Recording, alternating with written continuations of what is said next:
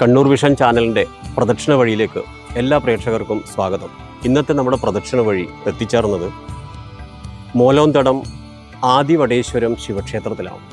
ഈ ശിവക്ഷേത്രത്തിലേക്ക് എത്തേണ്ടുന്ന വഴി കണ്ണൂർ തളിപ്പറമ്പ് ദേശീയപാതയിൽ നിന്ന് ബക്കളം എന്ന് പറയപ്പെടുന്ന പ്രസിദ്ധമായ സാമൂഹിക രാഷ്ട്രീയ രംഗങ്ങളിൽ വളരെ പ്രശസ്തരായ ആളുകൾ ഉണ്ടായ ഒരു പ്രദേശമാണ് ബക്കളം. ആ ബക്കളത്ത് നിന്നും 4 കിലോമീറ്റർ പടിഞ്ഞാറോട്ടേക്ക് യാത്ര ചെയ്താൽ പരിപാവനമായ പ്രശാന്ത സുന്ദരമായ മോലോന്തടം ആദിവടേശ്വരം ശിവക്ഷേത്രത്തിൽ എത്താൻ വേണ്ടി സാധിക്കും. നമുക്ക് ഈ ശിവക്ഷേത്രത്തിലെ ഐതിഹ്യത്തെക്കുറിച്ചും ആചാരങ്ങളെക്കുറിച്ചും അനുഷ്ഠാനങ്ങളെക്കുറിച്ചും മനസ്സിലാക്കി തൊഴുത് പ്രാർത്ഥിച്ചു വരാം. അതിനു മുന്നേ പ്രേക്ഷകരോടാണ്, നിങ്ങളുടെയൊക്കെ നാട്ടിലെ ക്ഷേത്രങ്ങളിലേക്ക് കണ്ണൂർ വിഷൻ ചാനൽ വന്നുകൊണ്ടിരിക്കുക. നിങ്ങളുടെ ദേശത്തെ ക്ഷേത്രമെടുക്കാൻ ഈ താഴെ കാണുന്ന ഫോൺ നമ്പറിൽ വിളിച്ചു പറയാൻ മറക്കണ്ട. അപ്പോൾ നമുക്ക് ആദിവടേശ്വരം ശിവക്ഷേത്രത്തിലെ ഐതിഹ്യത്തിലൂടെ പ്രദക്ഷിണം വെച്ച് തൊഴുതു പ്രാർത്ഥിക്കാം.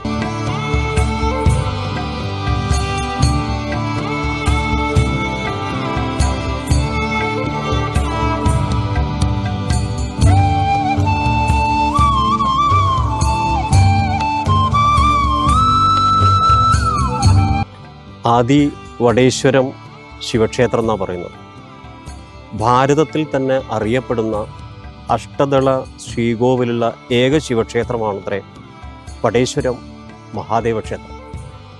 ആ ക്ഷേത്രവുമായി പൗരാണികമായി പുരാണ കാലഘട്ടത്തിൽ ഇതിന് ഐതിഹ്യത്തിൽ ഒരു പ്രാധാന്യമുണ്ട് എന്നാണത്രേ ഇവിടെ നടന്ന അഷ്ടമംഗല്യ ചിന്തയിലും ദേവപ്രശ്ന ചിന്തയിലും മറ്റ് നിമിത്താദികളിലും ഇവിടെയുള്ള ലക്ഷണങ്ങളിലൂടെ പറഞ്ഞു കൊടുത്തത്. പൂർവ്വകാലഘട്ടത്തിൽ ശിവക്ഷേത്രത്തിൻ്റെ വടേശ്വരം ശിവക്ഷേത്രത്തിന് മുൻപ് തന്നെ ഈ ക്ഷേത്രം ഇവിടെ ഉണ്ടായിരുന്നു എന്നാണ്. അപ്പോൾ ചരിത്രകാരന്മാരുടെ കണക്ക് പ്രകാരം ചിറക്കൽ കോവിലകം ആ കാലഘട്ടത്തിൽ വടുക മഹർഷിയാണത്രേ വടേശ്വരം മഹാദേവ ക്ഷേത്രത്തിൻ്റെ ഒരു ഐതിഹ്യത്തിന് കാരണം. മറ്റൊന്ന് ചിറക്കൽ കോവിലകവുമായും ഇതിന് ബന്ധമുണ്ടെന്നാണ്. ഇന്ന് ഈ ക്ഷേത്രത്തിനും ചിറക്കൽ കോവിലകത്തെ പാരമ്പര്യത്തെ ഇവിടെ കൊണ്ടുവരികയും ആ അഷ്ടമംഗല്യ ചിന്താ പദ്ധതിക്ക് ശേഷം അവരുടെ പാദസ്പർശം ഇവിടെ ഉണ്ടാക്കുകയൊക്കെ ചെയ്തതിന് ശേഷമാണത്രേ ഈ ക്ഷേത്രത്തിൻ്റെ നവീകരണ കാലഘട്ടമൊക്കെ ഇവിടെ അനുഷ്ഠിച്ചതെന്നാണ് നമുക്ക് ഇവിടുത്തെ അനുഭവസ്ഥർ പറഞ്ഞു തരുന്നത്. മറ്റൊരു പ്രത്യേകത, ആദിവടേശ്വരം ശിവക്ഷേത്രം എന്ന് പറയുന്നത് കിഴക്കോട്ടേക്ക് ദർശനമായ മഹാദേവനാണ്. വളരെ അപൂർവങ്ങളിൽ അപൂർവം മാത്രമാണ് കിഴക്കോട്ട് ദർശനം.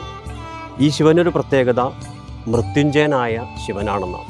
അപ്പോൾ നൈവ കേവലം ആയുഷേ, ഈ മൃത്യുഞ്ജയനായ ശിവനുണ്ടെങ്കിൽ പ്രേക്ഷകർ ഉറപ്പിക്കേണ്ടത് കേവലം മരണത്തിൽ നിന്ന് രക്ഷപ്പെടുക എന്നല്ല, രോഗദുഃഖങ്ങളിൽ നിന്നും സകല ദുഃഖങ്ങളിൽ നിന്നും ആ ദുഃഖങ്ങളെ ശമിപ്പിക്കാനുള്ള ശക്തിയുള്ളത് കൊണ്ടാണത്രേ മൃത്യുഞ്ജയനായി പ്രതിഷ്ഠിക്കുന്നത്. നമുക്ക് ആ മൃത്യുഞ്ജയനായ മഹാദേവനെ തൊഴുത് പ്രാർത്ഥിച്ച് വരാം.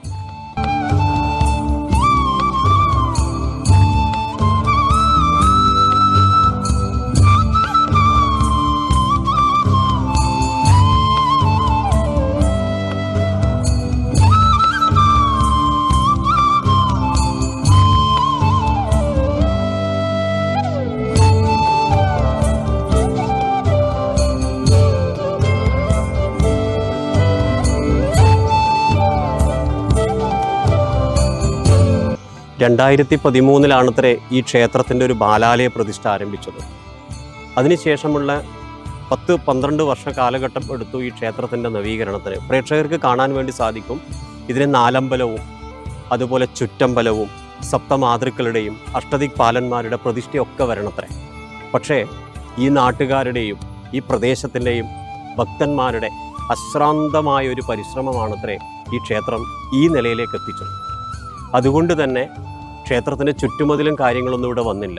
ഇതൊക്കെ വരാത്തത് കൊണ്ടാണ് പ്രേക്ഷകർ ഇന്ന് കാണുന്ന ഈ മാതൃകയിൽ ഇത്തരം സംവിധാനങ്ങൾ ഉപയോഗിച്ച് മറ്റ് ഇഴജന്തുക്കളോ മറ്റ് ജന്തുക്കളൊന്നും വരാതിരിക്കാൻ വേണ്ടി ക്ഷേത്രത്തെ സംരക്ഷിക്കാൻ വേണ്ടി മാത്രം താൽക്കാലികമായി ഉണ്ടാക്കിയ ഒരു നിർമ്മാണ പ്രക്രിയ നമുക്കിവിടെ കാണാൻ വേണ്ടി സാധിക്കും.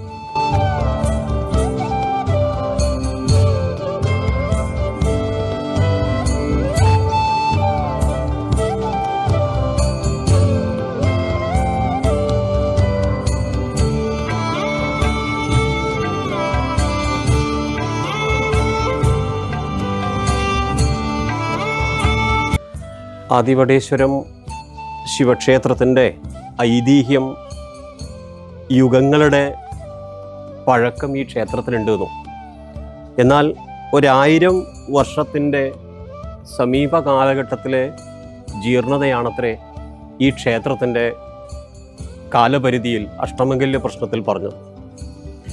കാട് മൂടിക്കിടന്ന ഈ ക്ഷേത്ര സങ്കേതം യാദൃച്ഛികമായി ഈ സങ്കേത സ്ഥലത്ത് ഒരു ശിവലിംഗത്തിൻ്റെ രൂപം കാണാനിടവന്നു. പിന്നീട് നാട്ടുകാരും ദേശജനങ്ങളും ഒക്കെ ചേർന്ന് ആ മണ്ണും കാര്യങ്ങളൊക്കെ നീക്കുന്ന സമയത്ത് ശിവലിംഗവും അതുപോലെ തന്നെ നമ്മൾ ഇന്ന് കാണുന്ന ഈ ശ്രീകോവിലിൻ്റെ ചില അവശിഷ്ട ഭാഗങ്ങൾ കാണാനിടവന്നു എന്നാണ്. അത് 2000 ഏകദേശം വർഷങ്ങൾക്ക് 10, 12, 15 വർഷങ്ങൾക്കപ്പുറത്താണ് ഇങ്ങനെ കാട് മൂടിക്കിടന്ന ഈ സ്ഥലത്ത് ഒരു ശിവലിംഗത്തിൻ്റെ രൂപം കാണാനിടവന്നു. അങ്ങനെ മണ്ണ് നീക്കിയപ്പോഴാണത്രേ ഈ ക്ഷേത്രത്തിൻ്റെ ശ്രീകോവിലിൻ്റെ ഭാഗങ്ങൾ മുഴുവൻ കാണാനിടവന്നു. അന്ന് തൊട്ട് ഈ ദേശക്കാരും ഈ പരിസരക്കാരും ഈ മഹാദേവനെ ഭജിക്കുകയാണത്രേ. അങ്ങനെ ഭജിച്ചതിന് ശേഷം അഷ്ടമംഗല്യ പ്രശ്നചിന്ത ചെയ്ത് ഇവിടെ അഷ്ടമംഗല്യ പ്രശ്നചിന്തയിൽ ആദി വടേശ്വരം ആണിതെന്നും വടേശ്വരത്തിൻ്റെയും പഴക്കം ഈ ക്ഷേത്രത്തിനുണ്ടെന്നും സാക്ഷാൽ മൃത്യുഞ്ജയനായ മഹാദേവനെയാണ് ഇവിടെ പ്രതിഷ്ഠിച്ച് ആരാധിക്കേണ്ടത് എന്ന് കാണുകയും ചെയ്തു എന്നാണ്.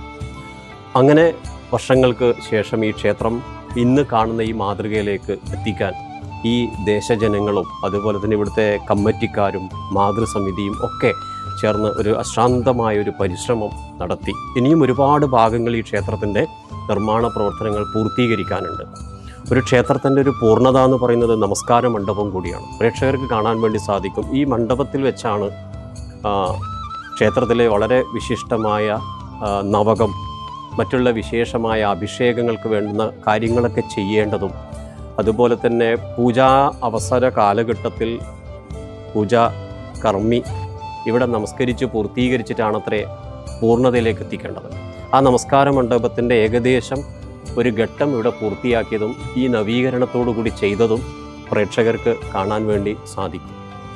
നമുക്ക് ആ മഹാദേവനെ, ആദി വടേശ്വരത്തെ ആ മഹാദേവനെ നമുക്ക് തൊഴുത് പ്രാർത്ഥിക്കാം. ശിവം ശിവകരം ശാന്തം ശിവാത്മാനം ശിവോത്തമം ശിവമാർഗ പ്രണേതാരം പ്രണതോസ്മിം സദാശിവം.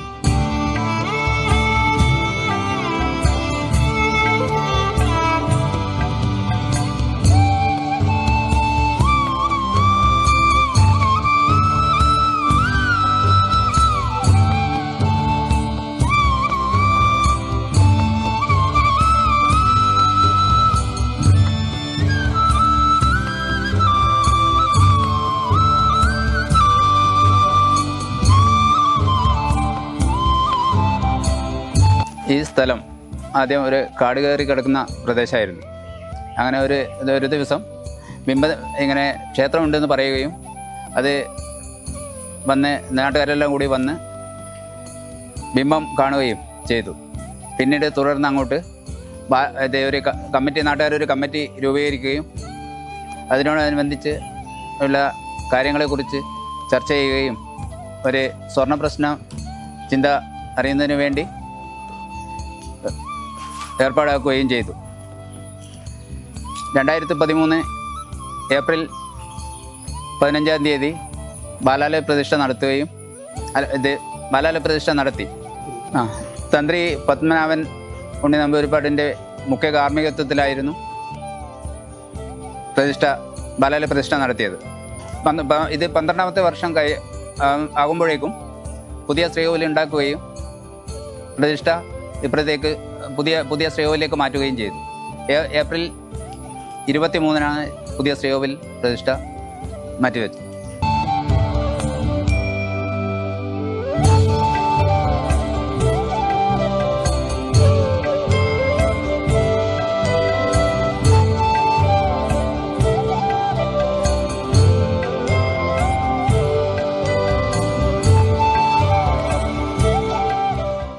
ക്ഷേത്രത്തിൻ്റെ ആചാര്യ പാരമ്പര്യം നമ്മൾ പൊതുവേ പറയാറുണ്ട്. ഒരു ക്ഷേത്രത്തിൻ്റെ അഭിവൃദ്ധിക്ക് 5 ഘടകങ്ങളാണ്. ആചാര്യ തപസാംനായ ജപേന നിയമേന ഉത്സവേന അന്നദാനേന ക്ഷേത്രവൃദ്ധിസ്തു പഞ്ചത.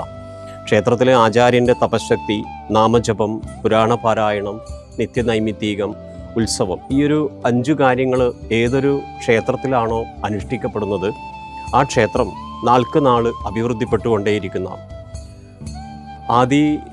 വടേശ്വരം ശിവക്ഷേത്രത്തിൻ്റെ ശ്രീകോവിലിൻ്റെ നിർമ്മാണ പ്രവർത്തനം ഒക്കെ ഈ ഒരു സമീപ കാലഘട്ടത്തിലാണ് നിർമ്മാണ പ്രവർത്തനങ്ങളൊക്കെ നടത്തിയത്. ഈ ശ്രീകോവിലിൻ്റെ ഒരു പ്രത്യേകത ഇടനാഴിയോട് കൂടിയ ശ്രീകോവിലാണ്. അതുകൊണ്ട് തന്നെ അത്രയേറെ പ്രാധാന്യം ഈ ക്ഷേത്രത്തിന് ഉണ്ട് എന്നും ക്ഷേത്രത്തിൻ്റെ ആചാര്യ പാരമ്പര്യം എന്ന് പറയുന്നത് തരണനെല്ലൂർ സമ്പ്രദായമാണത്രേ ഈ ക്ഷേത്രത്തിൻ്റെ ആചാര്യ പാരമ്പര്യം. അദ്ദേഹത്തിൻ്റെ പരമ്പരകൾ സമീപ കാലഘട്ടത്തിൽ പ്രതിഷ്ഠാ കർമ്മങ്ങൾ നടത്തുകയും ഇനി അങ്ങോട്ടേക്കുള്ള എല്ലാ മാസവും പ്രതിഷ്ഠാദിനം നടത്തപ്പെട്ടു എന്ന് കണക്കാക്കപ്പെടുന്ന 23-ാം തീയതി, എല്ലാ 23 തീയതിയിലും നട തുറന്ന് ആരാധനയും മറ്റുള്ള ദിവസങ്ങളിൽ പുറത്ത് വിളക്ക് വെച്ച് ആരാധനയും നടത്തുക എന്ന് ദേവനോട് അനുജ്ഞ വാങ്ങിയിട്ടാണ് ഇപ്പോഴത്തെ നൈമിത്തികമായ കർമ്മങ്ങളൊക്കെ ഈ ക്ഷേത്രത്തിൽ നടത്തപ്പെടുന്നത്. മറ്റൊന്ന്, എല്ലാ പ്രേക്ഷകർക്കും ഭക്തന്മാർക്കും അറിയാം, ഒരു ശിവക്ഷേത്രത്തിൽ വന്നാൽ ശിവന് ത്രീണി ശങ്കരേന്നാണ്, 3 പ്രദക്ഷിണമാണ് വേണ്ടത്. അതിൻ്റെ സമയത്ത് നമുക്കറിയാം, ഓവിൻ്റെ അടുത്ത് വന്നാൽ ആ ഓവിൻ്റെ അടുത്ത് നിന്നും താഴികക്കുടം നോക്കി തൊഴുതു പ്രാർത്ഥിച്ച് വീണ്ടും അപ്രദക്ഷിണമായി തൊഴുതു പ്രാർത്ഥിച്ചിട്ടാണത്രേ ശിവക്ഷേത്രത്തിലെ പ്രദക്ഷിണ പദം പൂർത്തീകരിക്കുന്നത്. നമുക്കും പ്രദക്ഷിണ വഴിയിലൂടെ അത് നമഃശിവായ പഞ്ചാക്ഷരി മന്ത്രം ജപിച്ചുകൊണ്ട് പ്രദക്ഷിണ പദം പൂർത്തീകരിക്കാം. നമഃശിവായ നമഃശിവായ നമഃശിവായ നമഃശിവായ നമഃശിവായ നമഃശിവായ നമഃശിവായ നമഃശിവായ.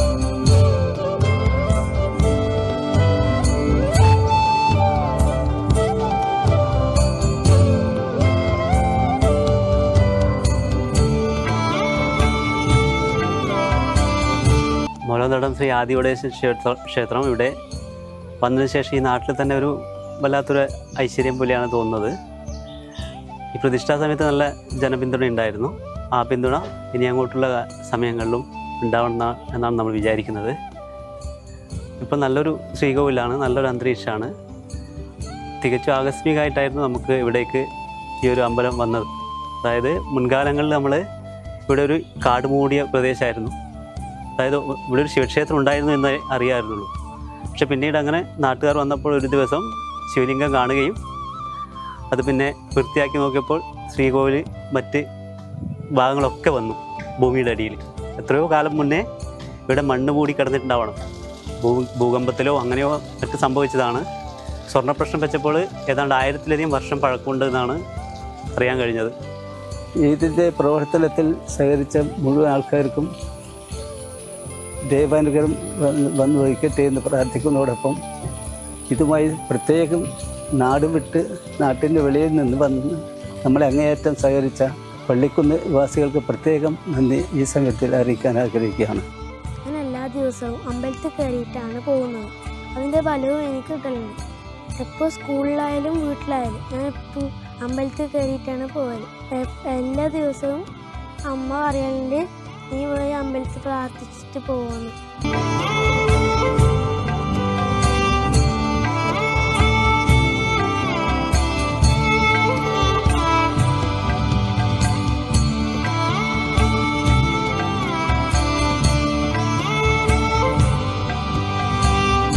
വളരെ പുരാതന കാലഘട്ടത്തിൽ ഈ പ്രദേശം മുഴുവൻ ബ്രാഹ്മണ ഇല്ലങ്ങളുണ്ടായിരുന്നെന്നും പിൽക്കാലഘട്ടത്തിൽ ഈ ക്ഷേത്രത്തിൻ്റെ നാശത്തോടുകൂടി ഈ ദേശത്തുനിന്നും പല ബ്രാഹ്മണ പരമ്പരകളും ഈ ദേശത്ത് നിന്ന് പലായനം ചെയ്തു എന്നും അങ്ങനെ ആ പലായനം ചെയ്ത കാലഘട്ടത്തിൽ ക്ഷേത്രത്തിൻ്റെ ധ്വംസനം നടന്നതും ക്ഷേത്രം നശിക്കപ്പെട്ടതും ആയ കഥകൾ ഇതിൻ്റെ പൂർവ്വ കാലഘട്ടത്തിലെ ചരിത്രത്തിൽ അതുപോലെ അഷ്ടമംഗല്യ പ്രശ്നത്തിലൂടെ ബോധ്യപ്പെട്ടു എന്നാണ്. ഈ ക്ഷേത്രം ഇന്ന് ശ്രീകോവിലിൻ്റെ ഒരു പ്രത്യേകത നമ്മൾ നേരത്തെ പറഞ്ഞിട്ടുണ്ട്. 2 കഥകളോട് കൂടിയ ശ്രീകോവിലാണെന്നും ഏകദേശം 52ഓളം കഴുക്കോലുകൾ അതിൻ്റെ നിർമ്മാണ പ്രവർത്തനത്തിന് വേണ്ടി ഉണ്ടാക്കുകയും നേരത്തെ പറഞ്ഞതുപോലെ ഇടനാഴിയോടുകൂടിയ ശ്രീകോവിൽ ഏറ്റവും മുകളിലെ താഴികക്കുടം അതോടുകൂടി ചെമ്പടിച്ചിട്ടാണ് ഈ സമീപ കാലഘട്ടത്തിൽ ഈ ദേശജനങ്ങളുടെയും ഭക്തന്മാരുടെയും അശാന്തമായ ഒരു കൂട്ടായ്മയോടുകൂടി ഇതിൻ്റെ നവീകരണത്തിൻ്റെ ഒരു ഘട്ടം പൂർത്തീകരിക്കാൻ വേണ്ടി സാധിച്ചത്. ഇനിയും ഉപദേവന്മാർ ഇവിടെ ശാസ്താവും അതുപോലെ ഗണപതിയും നാഗങ്ങളെയും ഒക്കെ ഉപദേവതാ സങ്കല്പത്തിലുള്ള പ്രതിഷ്ഠയും ഒക്കെ ഇനി ഇവിടെ നടക്കേണ്ടതുണ്ട് എന്നാണ് ഇവിടുത്തെ ക്ഷേത്ര ഭാരവാഹികൾ നമുക്ക് പറഞ്ഞു തന്നത്. എങ്കിലും ഈ ക്ഷേത്രത്തിൻ്റെ ഈ ഒരു നവീകരണത്തോടു കൂടി ഈ ദേശത്ത് തന്നെ അനവധി ഐശ്വര്യവും അതുപോലെ അഭിവൃദ്ധിയും ഒക്കെ ഉണ്ടായിരുന്നു. ഈ ദേവൻ ഇന്ന് കിഴക്കോട്ടേക്ക് ദർശനമായി പ്രതിഷ്ഠിച്ചതിന് ശേഷം ഈ പ്രദേശക്കാരെ സംബന്ധിച്ച് ഈ മഹാദേവൻ വിളിച്ചാൽ വിളിപ്പുറത്താണെന്നാണ് ഇവിടുത്തെ അനുഭവസ്ഥർ നമുക്ക് പറഞ്ഞു തരുന്നത്.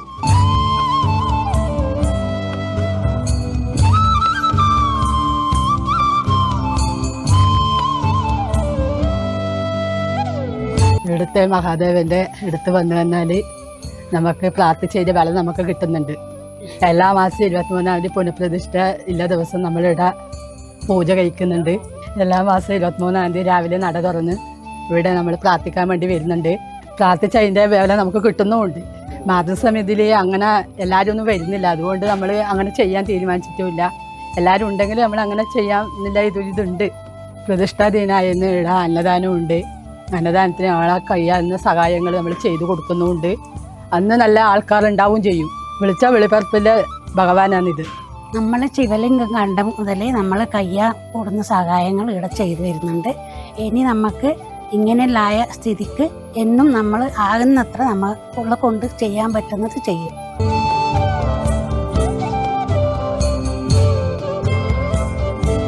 മൂലന്തടം ആദി വടേശ്വരം ശിവക്ഷേത്രം ഏകദേശം 15 അംഗങ്ങളടങ്ങുന്ന ഒരു ട്രസ്റ്റി ബോർഡ് ഉണ്ടാക്കുകയും ആ ട്രസ്റ്റി ബോർഡിൻ്റെ നേതൃത്വത്തിലും ഒപ്പം ഭക്തജനങ്ങളുടെയും നാട്ടുകാരുടെയും ഒക്കെ കൂട്ടായ്മയോടുകൂടിയാണത്രേ ഈ ക്ഷേത്രത്തിൻ്റെ ഇന്നത്തെ ഈ നവീകരണവും അനുഷ്ഠാനവും. ഒപ്പം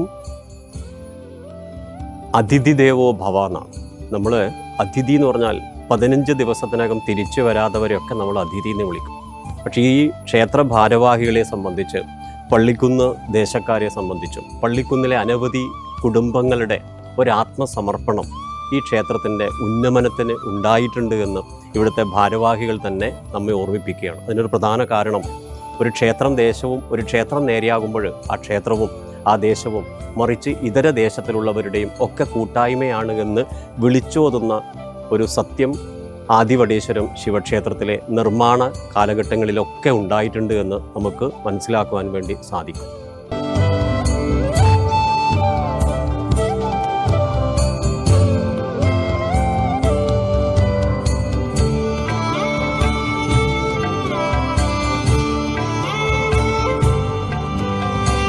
മൂലന്തടം ആദിവടേശ്വരം ശിവക്ഷേത്രം. ഈ ക്ഷേത്രത്തിലേക്ക് എത്തേണ്ടുന്ന വഴി നേരത്തെ പറഞ്ഞു. കണ്ണൂർ തളിപ്പറമ്പ് ദേശീയപാതയിൽ നിന്നും ബക്കളത്ത് നിന്നും 5 കിലോമീറ്റർ പടിഞ്ഞാറോട്ടേക്ക് മാറിയാൽ ഈ പ്രസിദ്ധമായ ആദിവടേശ്വരം മഹാദേവ ക്ഷേത്രത്തിലെത്താം. ഈ ക്ഷേത്രത്തിൻ്റെ ഒരു പ്രത്യേകത ആദിവടേശ്വരം എന്നാണ്. ഭാരതത്തിലെ അഷ്ടദള ശ്രീകോവിലോട് കൂടിയ ഏക ശിവക്ഷേത്രമാണ് വടേശ്വരം മഹാദേവ ക്ഷേത്രം. ആ വടേശ്വരം മഹാദേവ ക്ഷേത്രത്തിനും പൂർവിക കാലഘട്ടത്തിൽ തന്നെ ഇവിടെ ഇങ്ങനൊരു ക്ഷേത്രം ഉണ്ടായിരുന്നു. 1000 വർഷത്തിൻ്റെ കാലപ്പഴക്കത്തിൽ പിന്നീട് വന്ന പരമ്പരകളിലൂടെ ഇങ്ങനെ ഒരു ക്ഷേത്രം നശിച്ചതായി അറിയപ്പെടുകയും ഏകദേശം 10-20 വർഷ കാലഘട്ടത്തിനുള്ളിൽ ഈ ദേശത്തിലെ ഭക്തന്മാരുടെയും ഈ ദേശജനങ്ങളുടെയും ഒക്കെ കൂട്ടായ്മയോടുകൂടി ഈ ക്ഷേത്രത്തിൻ്റെ ശിവലിംഗത്തിൻ്റെ ഒരു ഭാഗം കാണാനിടവന്നു. അങ്ങനെ പിന്നീട് മണ്ണ് നീക്കിയപ്പോൾ ഒരു ശ്രീകോവിലിൻ്റെ പരിപൂർണമായ എല്ലാ ഭാഗങ്ങളും അവശിഷ്ടങ്ങളും കണ്ടെത്താൻ വേണ്ടി സാധിച്ചു. അവിടെ നിന്ന് ഇങ്ങോട്ടേക്ക് ഈ ദേശജനങ്ങളും ഈ പ്രദേശത്തുള്ള ഭക്തന്മാരും ഇവിടുത്തെ മാതൃസമിതിയും എല്ലാവരും കൂടി ഒത്ത് ചേർന്നുകൊണ്ട് ഈ ക്ഷേത്രത്തിൻ്റെ ഇന്ന് കാണുന്ന ഈ ഒരു നവീകരണ ഘട്ടത്തിലേക്ക് ഒരു ഘട്ടം ഇവിടെ പൂർത്തീകരിക്കപ്പെട്ടു എന്നും വളരെ പ്രസിദ്ധമായ ആചാര്യ പരമ്പരയിൽ തരണനെല്ലൂർ സമ്പ്രദായമാണത്രേ ഈ ക്ഷേത്രത്തിൻ്റെ താന്ത്രിക ആചാര്യൻ. കിഴക്കോട്ടേക്ക് നോക്കിയിട്ടുള്ള അപൂർവം മൃത്യുഞ്ജയനായ ശിവനെ ഉള്ളൂ. അതിലൊരു മൃത്യുഞ്ജയനാണത്രേ മൂലോന്തടം ആദി വടേശ്വരം ശിവക്ഷേത്രത്തിലെ മഹാദേവൻ. അപ്പോൾ കേവലം രോഗശമനത്തിന് മാത്രമല്ല, നല്ല ദാമ്പത്യ ജീവിതത്തിനും സന്താനങ്ങളുടെ യശസ്സിനും വിദ്യായശസ്സിനും ഇവിടെ വന്ന് തൊഴുതു പ്രാർത്ഥിച്ചാൽ കാര്യം സിദ്ധിക്കുമെന്ന് ഇവിടുത്തെ ഐതിഹ്യത്തിൽ നിന്നും അനുഷ്ഠാനങ്ങളിൽ നിന്നും നമുക്ക് മനസ്സിലാക്കുവാൻ വേണ്ടി സാധിച്ചു. നമ്മുടെ പ്രദക്ഷിണ വഴി ഇവിടെ പൂർണ്ണമാകുന്നില്ല. മറ്റൊരു ക്ഷേത്രത്തിലെ ഐതിഹ്യവും ആചാരവും അനുഷ്ഠാനങ്ങളുമായി വീണ്ടും കാണാം. നന്ദി, നമസ്തേ.